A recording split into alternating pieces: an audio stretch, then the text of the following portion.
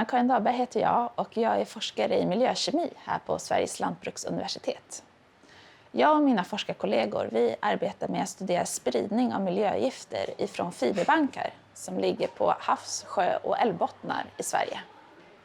Fiberbankarna består av träfibrer som släppts ut från pappers- och massaindustrin för länge sedan.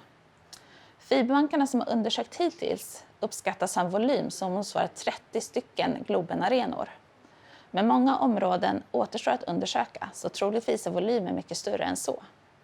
Vår forskning visar att fiberbankarna läcker ut mycket miljögifter även idag. Så här ser till exempel botten på en fiberbank ut. Just den här fiberbanken består av träfibermaterial från en pappersmassabruk och är väldigt mjuk som ni ser. För att kunna mäta halten av miljögifter i sedimentet behöver vi ta prover i fält och analysera sedimentet kemiskt i vårt labb. Vi arbetar också med att ta fram metoder för att sanera fiberbankar för att hindra miljögifterna från att spridas.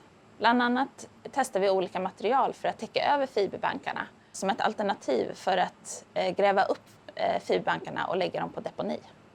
Det här gör vi för att bli av med fiberbankarna som en källa för miljögifter och för att främja en giftfri miljö och en renare Östersjö i framtiden.